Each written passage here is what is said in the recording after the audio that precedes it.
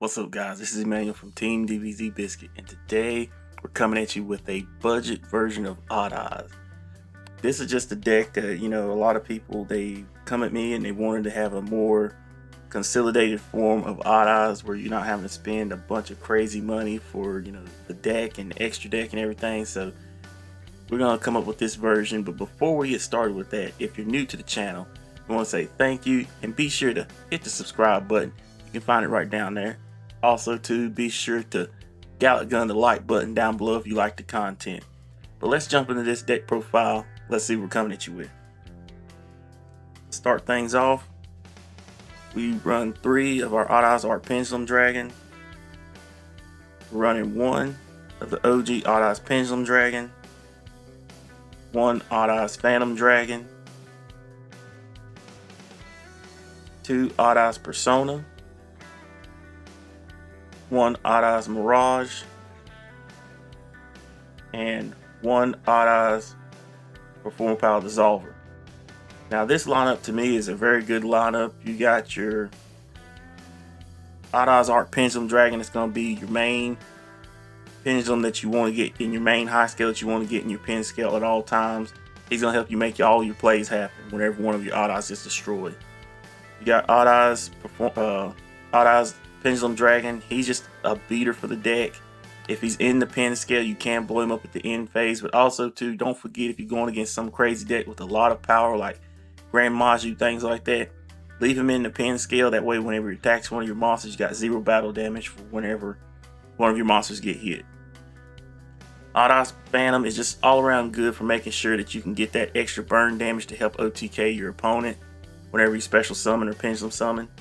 You got Persona Dragon, just making sure you can hate on the extra deck monster effects.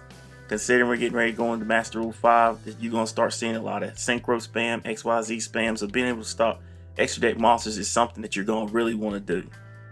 You got Odd Eyes Mirage, just the main mascot for the deck. He's your searchable normal summon, that way you can go into your plays what you need to when you need the extra monster. And you got Perform Power Dissolver.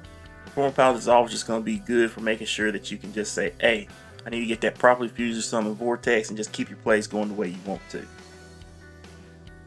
We're also running 3 Chronograph Sorcerer, along with the 1 Time Gazer. We're also running 3 Dark Worm, along with 2 Supreme King Gate 0. Running 1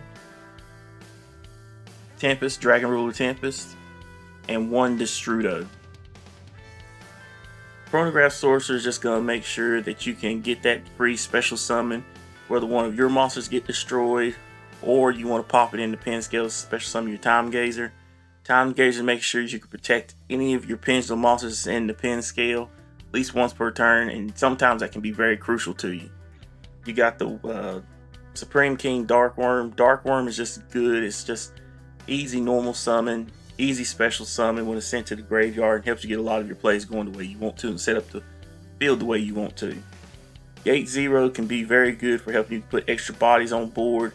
Also being able to pop one of your Odd Eyes cards and setting it back into the pen scale, making it so that you can just keep your plays going, and also bringing out another dragon to replace itself is very useful.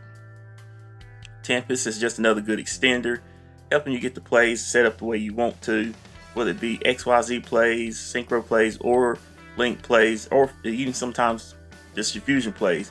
Just being able to get things set up the way you want to, keep the ball going for yourself. And the same thing with Destrudo. Destrudo is just going to help you to make sure that you can get that extra monster on board and help you get those good Synchro plays. But that's it for the monsters. For our spell cards, I'm running 1 Reasoning. Reasoning is really a very good card. It's a very underrated card. To be able to, they're going to usually call 7, but they're not going to always hit a 7. And even if they do hit it, being able to thin the deck is what's really the main importance of it. Being able to make sure that you can get through the deck, and even if you send your Odd Eyes to the graveyard, you're still going to be able to get them back. Usually you're going to have your Art Pendulum, hit it with the Sky Iris, another Odd Eyes card, and get that monster out of the graveyard if you need to. Running 1 Odd Eyes Fusion, backup play. 3 Allure Darkness, 1 Into the Void, 1 Upstart Goblin, and 1 Pot of Desires. We're running a pretty good little draw engine. Allure Darkness, Into the Void, and Upstart Goblin, they're all plus zeros. They're just going to help you to just see an extra card in your deck. Running the 1 Pot of Desires just because even though you are banishing off 10, you're not going to just flop this card straight down. You want to get somewhat your play set up the way you want to before you play this card. Then you play it and then get the extra advantage. Now you can switch this out for Pendulum Hulk. You can switch it out for many other cards that you want to play. I'm just at this time playing Pot of Desires just to make sure we can get to see those extra 2 cards out of the deck. Running the best searcher in the game, 3 Spiral Flame Strike. This is just all around good, just making sure that if you have Odd Eyes already the way you want to, you have a problematic card on the field. As long as you have an Odd Eyes face up on the field, being able to pop that problematic card is very useful. Running 2 Summoner's Art, want to be able to see that Art Pendulum as fast as possible. Running 1 Duelist Alliance, making sure that we can get to the Art Pendulum or the Odd Eyes Pendulum Dragon, just to help to get the plays going the way we want to. Also running the 1 Set Rotation, the 1 Terraforming, 3 Sky Iris, and 2 Dragon Ravine. I still like this lineup for the field spells. It helps to make sure that I don't ever run out of a field spell. Also at the same time, being able to use the Dragon Ravine to make sure that we can set up the graveyard is very useful to me and helps to get a lot of the plays set up the way I want to. And also too, just being able to, whenever your opponent tries to say evenly, you can have it set. Go ahead and just play this card. That way you don't gonna lose everything on your field. Also running a Foolish Burial and a Dragon Shrine. This is something I like a lot too, just using one of each of those.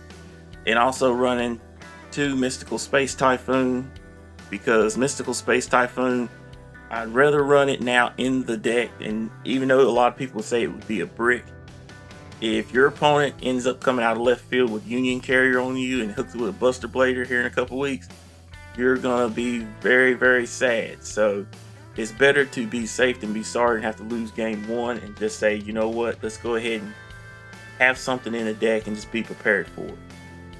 But that's it for the spell cards.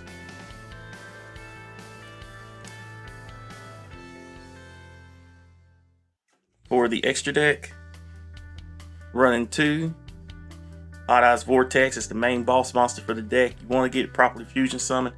That way you can get the plays going the way you want to. I'm running 1 Draco Berserker the Tingy. This card is a very good card. Being able to, whenever your opponent activates a monster effect, to be able to banish that monster, very good. And also to being able to get double attacks is also very, very good to you. Running 1 Ignister Providence.